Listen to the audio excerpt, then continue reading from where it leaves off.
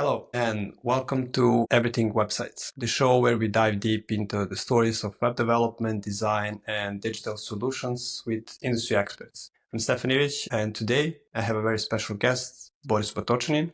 Boris has an extensive background in web development, particularly in WordPress theme development, and has successfully transitioned into new areas of digital solutions. So Boris, welcome to the show. You're welcome, Stefan. It's great to see you. It's great to speak to you. Thank you so much for this opportunity. Thank you for coming here. So just to start, may I ask maybe how did you first get into web development and what specifically drew you to WordPress theme development, for example? Of course. So I started my journey back in 2010 as digital artist. At that time, I was really impressed with Photoshop, After Effects, and those kind of tools. So Yeah. I started doing like a lot of photo manipulations and similar kind of art. I also founded a YouTube channel where I was in charge of learning people how to use Photoshop. So that was like my entry point. And besides that, I also had that passion for gaming, specifically for Counter-Strike. So combining these two was a way for me to grow. And that's how I discovered eSport and eSports designers specifically, because that was like specific niche of artists who were doing only esports related stuff, like esports logos, gaming logos, and esports websites that were kind of different than regular websites. So yeah, that's how I started. Yeah. And later on, I met my co-founders. We founded our company with the idea to publish esports teams on Team Forest. And yeah, that's in short. Yeah. Thank you for that. I mean, I really like the brand and the name, the color. It's pretty good. I think it's pretty on point. Actually, But how his was name was Pixie Squad. That was kind of something like a e-sport team? maybe not the best name for the company, but at that time it was inspired by the movie called Suicide Squad. Yeah, Yeah, I know. it was the idea to be like Pixel Squad, and that domain was taken, so we made transition to Pixie Squad. But yeah, we soon realized that's the wrong name, so we made a transition right away. But I mean, I think it's a good name. And you should just try to find some other domain. But you know how when I created the Broworks, I always think like, okay, so if Apple could make a brand from an apple to be the tech related, so I can do the same with the Broworks. And I started with the Ninja, which was a bit weird and not that related to my audience, but then we adjusted. But Yeah, how was the name is just the beginning. I mean, yeah. from after that, it's important how you build brand around the name, and that's challenging. So yeah, Yeah, the execution is what makes the difference. absolutely, But absolutely. how was the market at the time when you started? Was it very competitive? I mean, it was not so competitive because esports at that time it was really unprofitable. Even now, esports this industry is unprofitable, unfortunately. So the market was not that competitive.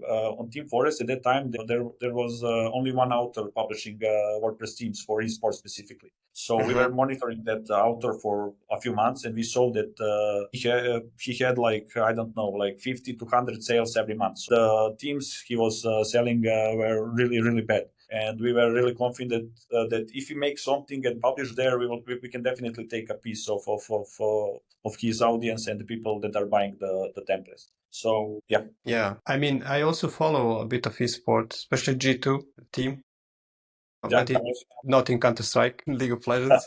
I played it way back and then I stopped playing and just watch from time to time. And I know that it's very competitive. It's hard for esport organizations to, rise up and to be independent. Not many of them are. Yeah. It's So pure I know. survival. Yeah.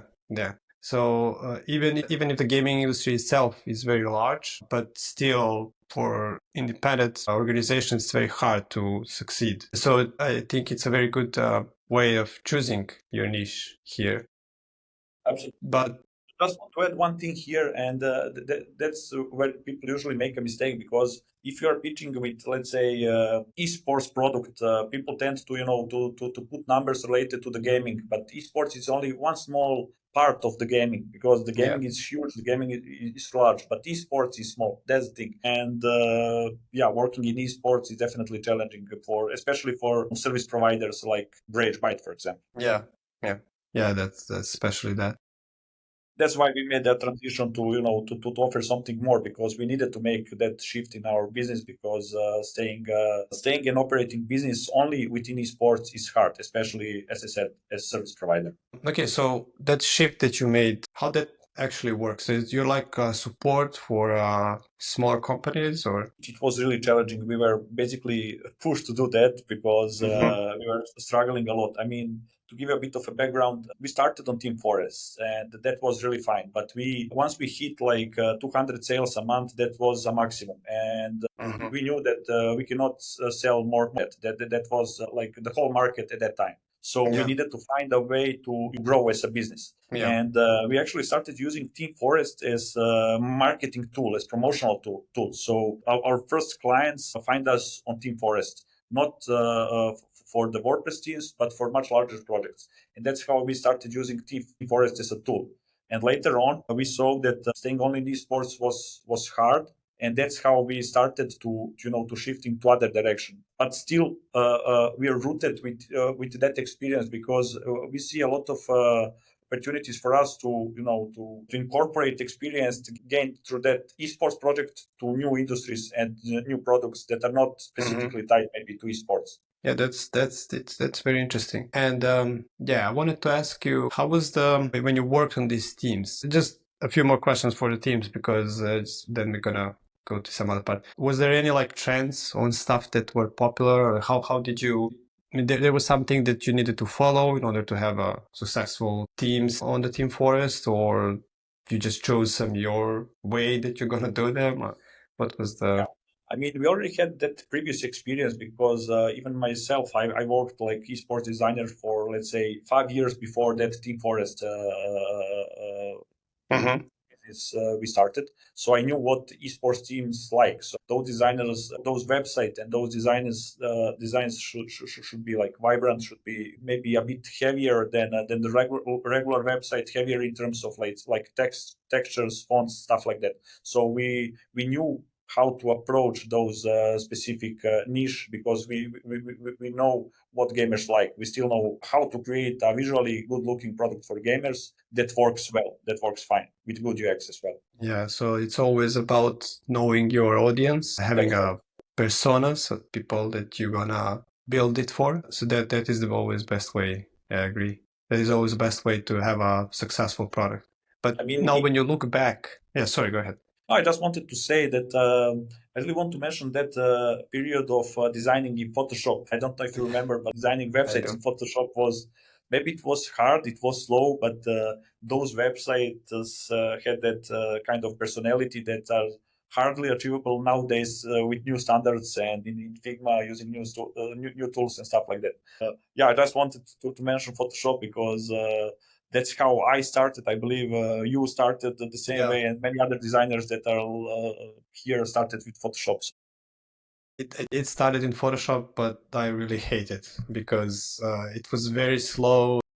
Yeah, It it was took you frustrating. yeah, it took you a very long time to organize a project. And I'm just talking about the one page. You have a Yeah, multiple pages, it's disaster. Later then they had these artboards where you can create similar like Figma, but was that was even worse. It slowed down your computer even more. So I don't yeah. know but I agree. You could achieve some really amazing stuff with the graphics and everything because it's a tool for that. But building a For example, website if was you go pain. now on DeviantArt, I don't know if you visit that site anymore. Yeah, I It's not know it's one. not that I know that popular one. today, but back then it was really popular. And even now, if you go on DeviantArt and type like esports template or gaming website, you will see some really nice designs done in Photoshop, because that cannot be done in Figma, for example. And yeah, they had that kind of personality and special touch. Each website was different. It has some depth to it, a bit of a neomorphic style, but now everything goes to be more minimalistic with less details. It's Yeah, more and focused I'm on not sure if I like it or not, to be honest with you. depending that's how you fair. look at it. If you look from design perspective, then yeah, it could be better. But if you look at it for a business perspective, then it's all only important for you to convert.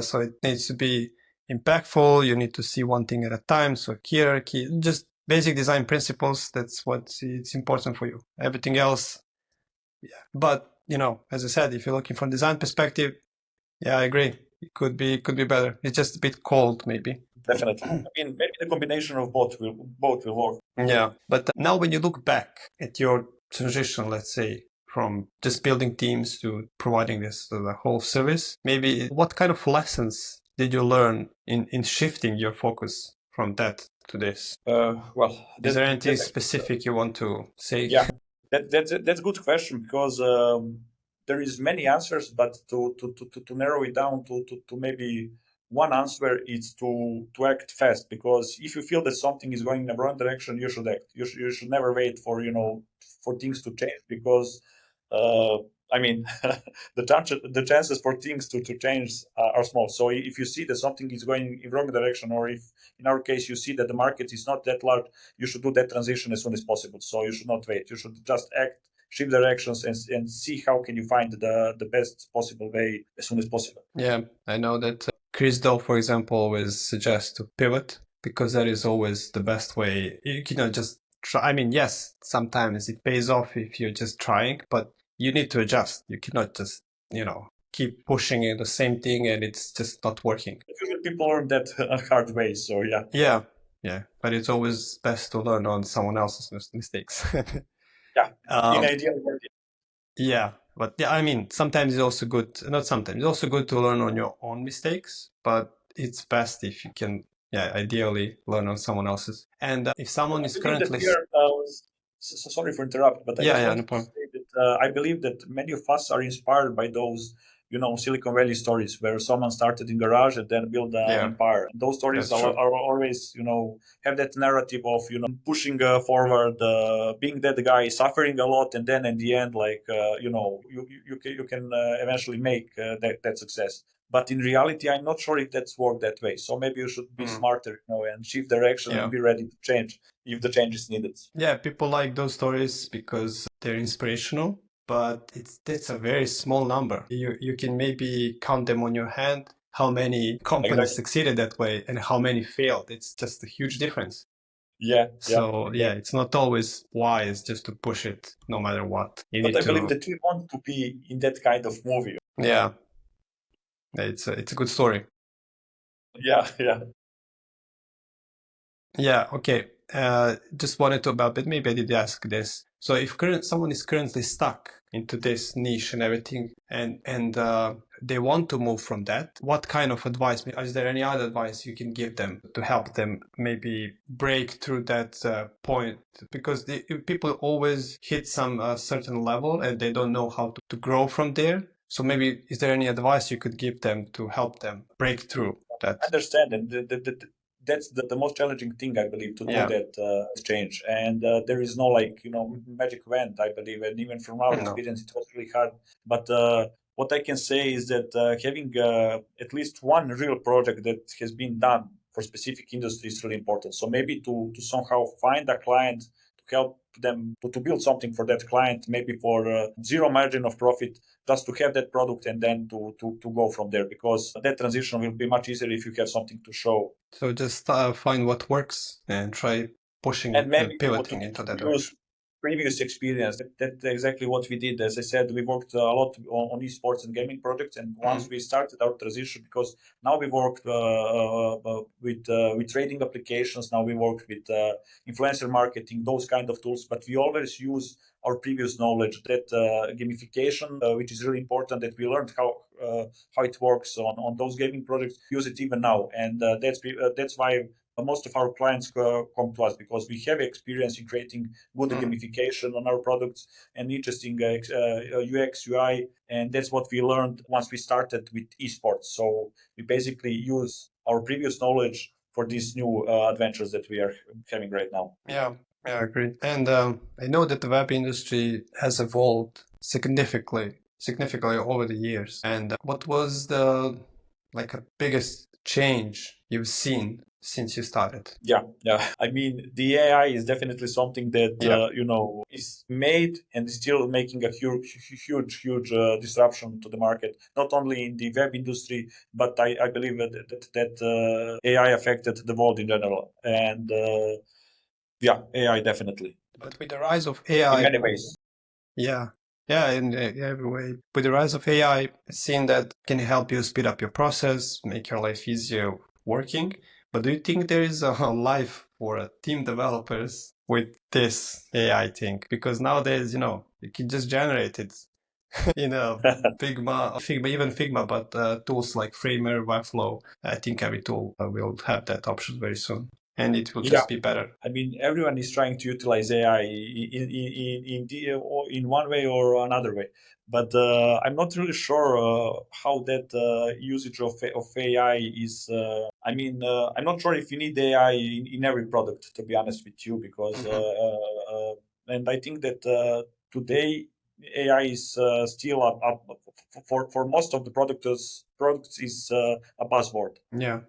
It's just it's just a trend that it's still going Exactly. on until some new trend is going to come up and it's gonna replace the AI. But it's very dominant still, so Yeah, we'll see. I mean, even from our experience, now we're working on different products, and at some stage, we always come to a moment where our clients want us to introduce some kind of AI, even if there is Mm. no real need for that. Yeah, And they need that because of the investors, because of the customers, and yeah, I mean, we try to communicate that, we try to maybe educate them on how to approach that, but I don't know. We'll see how this thing will develop. It's really hard to predict where all of this will go at the end of the yeah. day. They think the AI will solve all their problems, and I've seen a lot of posts on LinkedIn and on social media like AI completely replaced this and that, and but that's not true. I mean, it's That's just not true. a helping tool, but it cannot replace developer, designer. Not yet, at least. Maybe someday, but still, you need people to work with AI in order to create amazing stuff. It's really hard. But if, It saves you a lot of time, but still, it cannot replace you. yeah, and if you start today again, will you still start with WordPress team development or something else? Maybe I will start with Webflow. But yeah, I mean, Yeah, it's just expert. important to find the niche and to find a place where you can promote yourself, whether it's Team Forest with WordPress teams or Webflow templates or Framer, whatever. But it's important to start somewhere. So if I'm about to start today again, definitely it would be Webflow. Yeah. Okay. I mean, I know Webflow has themes. Every tool like that have them, but Webflow does not focus on that, to be honest. They're focusing on especially enterprises. And with this AI, I think, I mean, I know that they put this website generation tool with the AI, but that's just because everybody has it. And I think they will just keep investing into having AI to help you speed up your process. That would be the proper way of using AI, in my opinion. Yeah. Yeah. And one more thing, speaking about the Webflow, we did a little experiment like 2 years ago. We actually published one template on Webflow Market, or Oh, how it's yeah, called, how I'm it not goes. sure. And like 2 or 3 months after I published that template, it was like esports and gaming related.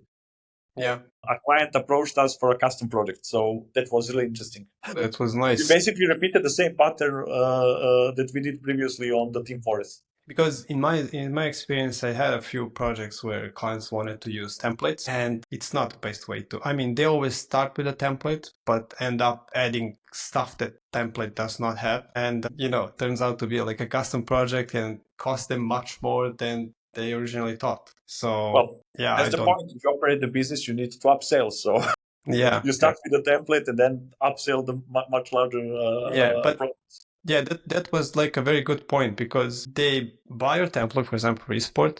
They see that it's not as easy as they thought. Like I'm just gonna replace images and text because it's always not. You see some stuff that are custom to you and your business, and when you try to add that, you see that you cannot do it, and then you need to hire someone else. I agree that templates are a good way to just if you're just gonna do that, replace images and text with your stuff so that you just have something to launch fast. That's good. But if you want to really create your business website to be like a main website, then I wouldn't suggest it. It's just a waste of time and money, in my opinion. But it's a yeah, it's a good way to start to get a project. See, there's another place to find it.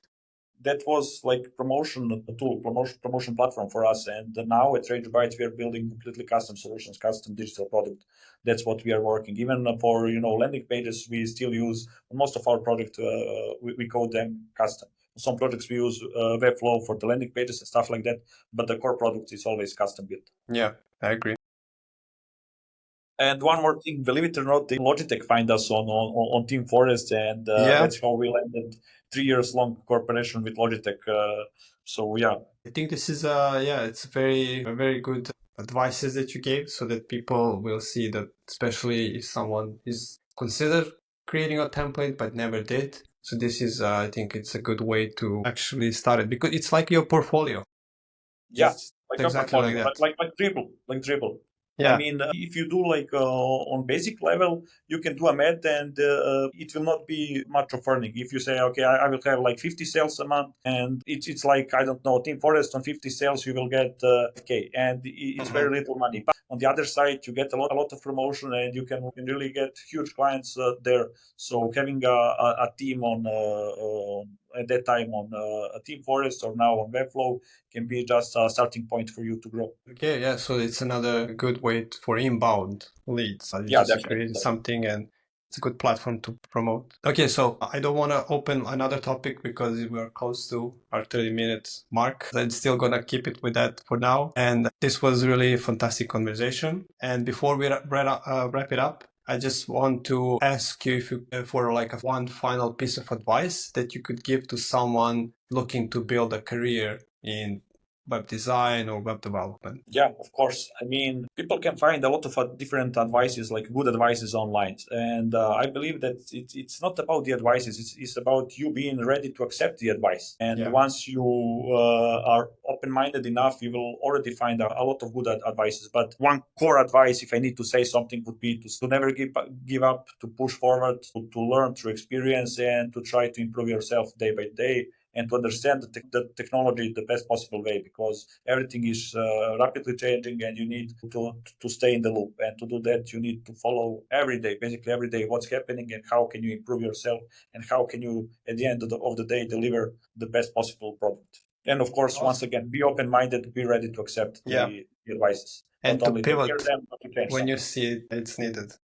Yeah, definitely. Yeah, awesome. I mean, it's a pretty good advice. Couldn't say it better. Thank you so much. And finally, where people can find you online and follow your work. Yeah, I mean, ragebyte.com. That's all. That's where I invested Any social media?